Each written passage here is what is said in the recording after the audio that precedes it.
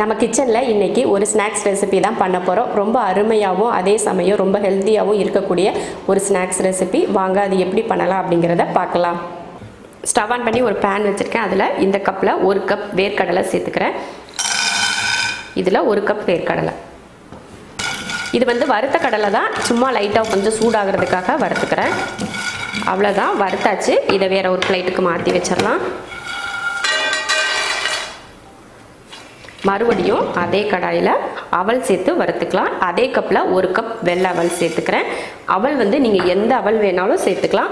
வெள்ளை அவல், சிகப்பு அவல், அதே போல் லேசு, தின்னு, இது போல் எது வேணாலும் நீங்கள் சேர்த்துக்கலாம். அது உங்கள் விருப்பத்தை பொறுத்து. இதையும் லைட்டாக கலர் மாறாமல் வறுத்து எடுத்துக்கலாம். அந்த முறுமுறுப்பு கிடைக்கணும், அதுக்காக தான் வறுக்கிறோம். அவளையும் வறுத்தாச்சு. இப்போ இதையும் வேறு பிளேட்டுக்கு மாற்றிக்கலாம். இப்போது மிக்ஸி ஜாரில் நம்ம வறுத்த கடலையை அந்த தோலெல்லாம் எடுத்துகிட்டு சேர்த்துக்கிறேன். இதை வந்து ரொம்ப வலுவலுப்பாக அரைக்காமல் சும்மா குறப்பாக அரைச்சி எடுத்துக்கோங்க. இப்போ வேர்க்கடலையை அரைச்சாச்சு. பாருங்கள், குருணையாக அரைச்சி எடுத்துக்கோங்க.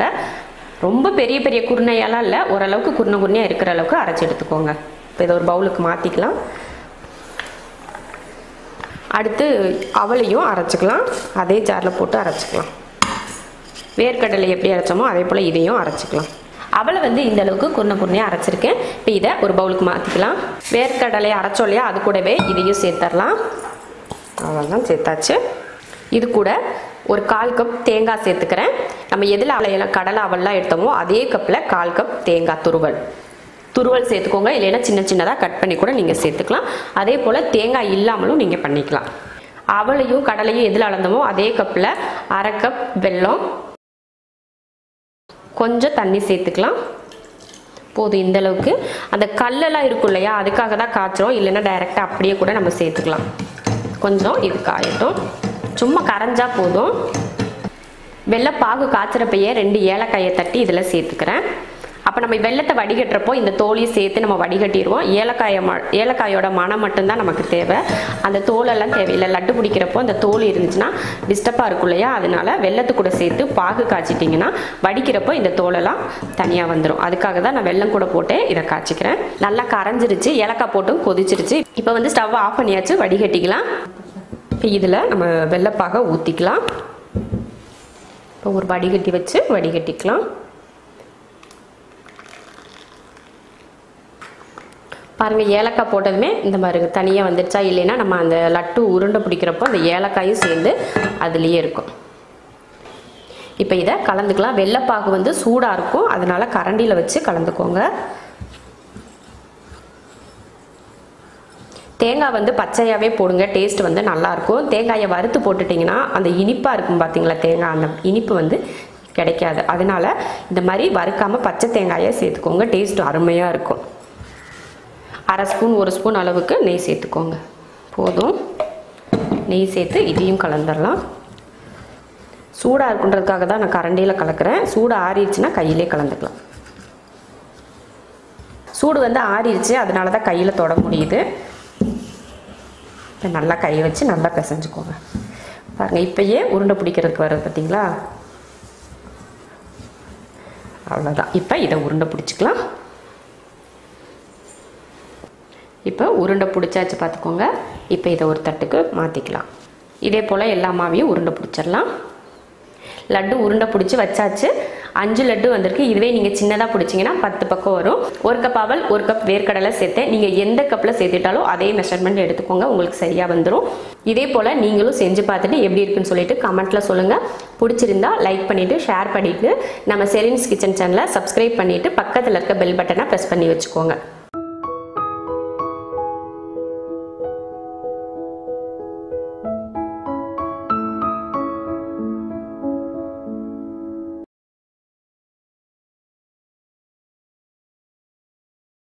உளுந்து லட்டு பண்ணுறதுக்கு கருப்பு உளுந்து தான் எடுத்திருக்கேன். நீங்கள் இதில் வெள்ளை உளுந்து கூட எடுத்துக்கலாம். அதே போல் வெள்ளை உளுந்தில் உடச்ச உளுந்து இருக்கும் இல்லையா, அந்த உளுந்து கூட நீங்கள் சேர்த்துக்கலாம். 1 கப் உளுந்துக்கு 1/2 கப் பொட்டுக்கடலை எடுத்திருக்கேன். 1 கப் உளுந்து போட்டிங்கன்னா 1/2 கப் பொட்டுக்கடலை சேர்த்துக்கோங்க. அதே போல் ஒரு 3/4 கப் அளவுக்கு வெல்லம் எடுத்திருக்கேன். வெல்லம், நாட்டு சக்கரை இல்லை எள்ளை சக்கரை எது வேணாலும் நீங்கள் சேர்த்துக்கலாம். உளுந்தை வறுத்துட்டு பவுட்ரு பண்ணிக்கலாம். ஸ்டவ் ஆன் பண்ணி ஒரு பேன் வச்சுக்கலாம். அதில் நம்ம உளுந்து சேர்த்துடலாம். உளுந்தை சேர்த்து நல்லா வறுத்து எடுத்துக்கோங்க. நல்லா வறுத்துக்கணும், இல்லைன்னா அந்த உளுந்து சாப்பிட்றப்போ பச்சை வடை அடிச்சதுன்னா டேஸ்ட் வந்து நல்லாவே இருக்காது. அதனால நல்லா வறுத்து எடுத்துக்கோங்க. வறுக்கிறப்பவே நல்ல மணம் வரும், அந்த மாதிரி வறுக்கணும். அதே சமயம் கருக விட்டுறாமல் நல்ல அந்த பொன்னிறம் வரும் இல்லையா, அந்த மாதிரி வறுத்து எடுத்துக்கோங்க. பாருங்கள், உளுந்து நல்லா கலர் மாறிடுச்சு, நல்லா வறுத்தாச்சு, மணம் வந்து சூப்பராக வருது. இப்போ அடுப்பை ஆஃப் பண்ணிடலாம். அவ்வளோதான். இதை ஆற வச்சுட்டு பவுட்ரு பண்ணிக்கலாம். அடுத்து வெல்லத்தை காய்ச்சிக்கலாம். இதில் கல் மண்ணெல்லாம் இருக்கும் இல்லையா, அதனால் இதை கொஞ்சம் காய்ச்சி எடுத்துக்கலாம். கொஞ்சமாக தண்ணி, அதிகமாக வேணால் ஒரு 2 ஸ்பூன் இல்லைன்னா 1 ஸ்பூன் அளவுக்கு தண்ணி சேர்த்துக்கோங்க. இந்த வெல்லம் கரையிறதுக்காக தான் இது. வெல்லம் கரையட்டும். இது ரொம்ப நேரம் காய்ச்சி கம்பி பதம் இதெல்லாம் வர வைக்க தேவையில்லை. அந்த வெல்லம் கரையிறதுக்காக மட்டும்தான் நம்ம இப்படி காய்ச்சணும். அவ்வளோதான். இப்போ அடுப்பை ஆஃப் பண்ணிடலாம். இதை ஆறட்டும், நம்ம போய் பவுட்ரு பண்ணிட்டு வந்துடலாம். உளுந்தை மிக்ஸி ஜாரில் போட்டோம், அது கூடவே பொட்டுக்கடலையும் சேர்த்துக்கலாம். இப்போ இதை பவுட்ரு பண்ணி எடுத்துக்கலாம். தண்ணியெல்லாம் ஊற்றிடாதீங்க, தண்ணி ஊற்றாமல் பவுட்ரு பண்ணுங்கள். பவுட்ரு பண்ணியாச்சு. இதை ஒரு பவுலுக்கு மாற்றிக்கலாம். பாருங்கள், பவுட்ரு பண்ணி எடுத்துகிட்டேன். ரொம்ப மாவாக இல்லை, ஓரளவுக்கு குருணையாக தான் இருக்குது. இந்த அளவுக்கு பவுட்ரு பண்ணிக்கிட்டால் போதும். இதில் ஏலக்காய் தூள் சேர்த்துக்கலாம். ஒரு 3 ஏலக்காயை பொடி பண்ணி இதில் சேர்த்துக்கிறேன். இப்போ இதில் நம்ம வெல்லம் காய்ச்சணும் இல்லையா, அதை இதில் வடிகட்டி சேர்த்துக்கலாம். பார்த்துட்டு சேர்த்துக்கோங்க, ஃபுல்லுமே சேர்த்துறாதீங்க, கொல கொலன்னு ஆயிரும். அதனால் கொஞ்சம் கொஞ்சமாக பார்த்துட்டு சேர்த்துக்கோங்க. நம்ம உருண்டை பிடிக்கிற அளவுக்கு தேவையான அளவுக்கு பாகு சேர்த்துக்கிட்டால் போதும். இதில் நீங்கள் நெய், நல்லெண்ணெய் எது வேணாலும் நீங்கள் ஊற்றிக்கலாம். வெள்ளைப்பாகு கொஞ்சம் சூடாக இருக்கும், அதனால தான் நான் 1/2 ஸ்பூன் வச்சு கலந்தேன். இப்போ ஆறிடுச்சு, நல்லா கையில் பிசைஞ்சிக்கலாம். உருண்டை பிடிச்சி பாருங்கள். உருண்டை பிடிக்க முடியல அப்படின்னா இன்னும் கொஞ்சம் பாகு கூட நீங்கள் எக்ஸ்ட்ரா சேர்த்துக்கோங்க. இல்லைன்னா நெய் சேர்த்துக்கலாம், இல்லைன்னா நல்லெண்ணெய், ரெண்டில் எது வேணாலும் நீங்கள் சேர்த்துக்கலாம். அது உங்கள் விருப்பத்தை பொறுத்து. நம்ம வீட்டில் பசங்க வந்து நெய்யோ எண்ணெயோ ஊற்றினா அவங்களுக்கு பிடிக்க மாட்டேங்குது, அதனால தான் நான் அது எதுவும் சேர்த்துக்கல. நீங்கள் வந்து நெய் சேர்த்துக்கலாம், நல்லெண்ணெய் சேர்த்துக்கலாம். இப்போ உருண்டை பிடிச்சிடலாம். இது போல் எல்லாத்தையுமே உருண்டை பிடிச்சிக்கலாம். கொஞ்சம் வெதுவெதுப்பான சூடு இருக்கிறப்பவே உருண்டை பிடிச்சிக்கோங்க. ரொம்ப ஆற விட்டுட்டிங்கன்னா உருண்டை வந்து வராது. அதனால் கொஞ்சம் வெதுவெதுப்பான சூடு இருக்கும் இல்லையா, வெல்லம் ஊற்றி, அப்போவே நீங்கள் உருண்டை பிடிச்சி எடுத்துக்கோங்க. ஈஸியாக வரும் உருண்டை பிடிக்கிறதுக்கு. இது டேஸ்ட் பார்த்திங்கன்னா அவ்வளோ சூப்பராக இருக்கும். நீங்கள் உளுந்து சட்னியெல்லாம் கூட வறுத்து செஞ்சுருப்பீங்களா, அந்த டேஸ்ட்டே பாருங்கள், அவ்வளோ நல்லாயிருக்கும். உளுந்தை வறுத்துட்டாலே டேஸ்ட்டு சூப்பராக இருக்கும். சாப்பிட்றதுக்கு அந்த மனமும் ரொம்ப நல்லாயிருக்கும். இந்த டெய்லி ஒரு உருண்டை பிள்ளைங்களுக்கு கொடுங்க. நல்ல இடுப்பெலும்பு எல்லாம் நல்லா பலப்படும்.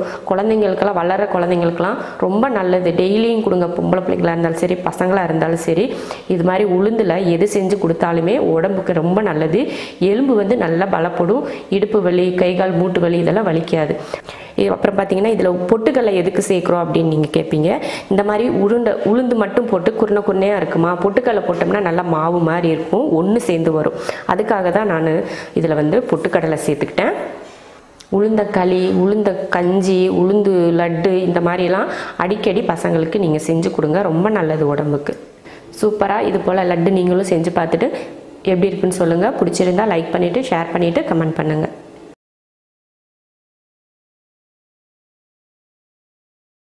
இப்போ வந்து இதில் 1 கப் வேர்க்கடலை எடுத்திருக்கேன். வேர்க்கடலை வந்து வறுத்த வேர்க்கடலை தான், பச்சையெல்லாம் எடுத்துக்கல, இது வறுத்த கடலை தான். அதே போல் பொட்டுக்கடலையும் இதில் 1/2 கப் எடுத்திருக்கேன். எந்த கப்பில் நான் வேர்க்கடலை 1 கப் எடுத்துக்கணும், அதே அளவு கப்பில் தான் 1/2 கப் பொட்டுக்கடலை எடுத்திருக்கேன். இது 1 கப்னா இது 1/2 கப். நீங்கள் எதில் மெஷர்மெண்ட் பண்ணிக்கிட்டாலுமே 1 கப் போட்டிங்கன்னா அதே கப்பில் 1/2 கப் பொட்டுக்கடலை நீங்கள் சேர்த்துக்கோங்க. இதை முதல்ல அரைச்சி எடுத்துடலாம். பொட்டுக்கடலையை பவுட்ரு பண்ணி எடுத்துக்கலாம். பொட்டுக்கடலையை அரைச்சி எடுத்துட்டேன். அதாவது இது அரைச்சதுக்கு அப்புறமா நம்ம ஜலிச்செல்லாம் எடுக்க தேவையில்லை. இந்த அளவுக்கு நம்ம அரைச்சிக்கிட்டா போதும். 1-2 குருணையாக தான் இருக்கும், அதனால ஒன்றும் பரவாயில்ல. இப்போ இதை ஒரு பவுலுக்கு மாற்றிடலாம். அடுத்து கடலையை அரைச்சிக்கலாம். ஒன்றும் பாதியமாக அரைக்கிற மாதிரி அரைச்சி எடுத்துக்கலாம். இந்த மாதிரி இருக்கிற மாதிரி தான் அரைச்சி எடுத்துக்கணும். நான் ஒரே ஒரு அடி தான் அடித்தேன். இதையும் பவுலுக்கு மாற்றிக்கலாம். இதையும் பொட்டுக்கடலை அரைச்சோலையே அது கூடயே சேர்த்துடலாம். 2 ஏலக்காயை பொடி பண்ணியிருக்கேன், அதையும் இது கூட சேர்த்துக்கலாம். அப்புறம் 3/4 கப் வெல்லம், அதையும் இது கூட சேர்த்துக்கலாம். நீங்கள் வெல்லத்துக்கு பதில் நாட்டு சர்க்கரை கூட சேர்த்துக்கலாம். இப்போ இதை நல்லா கலந்துடலாம். இது போல் கலந்ததுக்கப்புறமா இதில் நெய் சேர்த்துக்கலாம். உங்களுக்கு இதில் நெய் பிடிக்கலைன்னா நல்லெண்ணெய் கூட நீங்கள் சேர்த்துக்கலாம். ஒரு 3 ஸ்பூன் அளவுக்கு நெய் ஊற்றி கலந்துக்கலாம். அவ்வளோதான். இப்போ நல்லா கலந்தாச்சு. இப்போ இதை உருண்டை பிடிச்சிடலாம். இது போல் உங்களுக்கு கையில் எந்த அளவுக்கு பிடிக்க முடியுமோ அந்த சைஸ்க்கு உருண்டை பிடிச்சிக்கோங்க. அதே போல் வெல்லத்துக்கு உங்களுக்கு வந்து இனிப்பு வந்து வெல்லம் உங்களுக்கு எந்த அளவுக்கு தேவையோ கொஞ்சம் 1 கப் கூட சேர்க்கறதுனால சேர்த்துக்கலாம். உங்களுக்கு அதிகமாக இனிப்பு பிடிக்கும் அப்படின்னா நீங்கள் 1 கப் வெல்லம் சேர்த்துக்கலாம். இந்த அளவு இனிப்பு இருந்தால் தான் இதை சாப்பிட்றதுக்கு ரொம்ப நல்லாயிருக்கும். இப்போ இப்படி இதே போல் உருண்டை பிடிச்சி வச்சுக்கலாம். இன்ஸ்டண்ட்டாக ஒரு ஸ்நாக்ஸ் ரெடி ஆயிருச்சு. நீங்களும் இது போல் செஞ்சு பாருங்கள். ரொம்ப சட்டுன்னு செஞ்சு முடிச்சிடலாம். ஒரு பொட்டுக்கடலையும் வேர்க்கடலையும் வெல்லமும் இருந்தால் போதும். அதை பிசைஞ்சு நெய் கூட நம்ம வீட்டில் இருக்கணும்னு தேவையில்லை. அதுக்கு பதில் நீங்கள் நல்லெண்ணெய் கூட ஊற்றிக்கலாம், இல்லைன்னா தேங்காய் எண்ணெய் கூட ஊற்றிட்டு உருண்டையாக பிடிச்சி கொடுத்துட்டிங்கன்னா ஒரு ஆரோக்கியமான ஒரு ஸ்நாக்ஸ் ரெடி ஆயிரும். இது போல் நீங்களும் உங்கள் பசங்களுக்கு வீட்டில் செஞ்சு கொடுத்து பாருங்கள். ரொம்ப விரும்பி சாப்பிடுவாங்க. பிடிச்சிருந்தால் லைக் பண்ணிவிட்டு ஷேர் பண்ணிவிட்டு கமெண்ட் பண்ணுங்கள்.